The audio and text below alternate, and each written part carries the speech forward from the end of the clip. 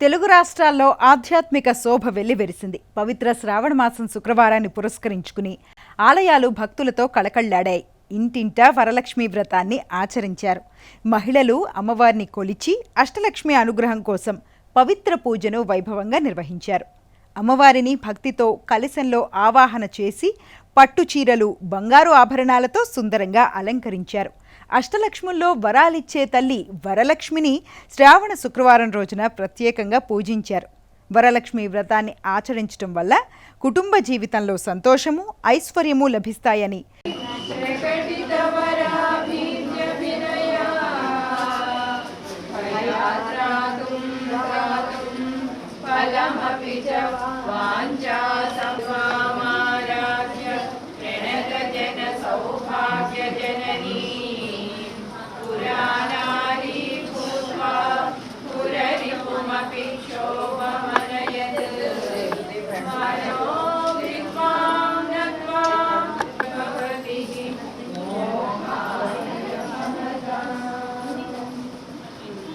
నమస్తేస్తు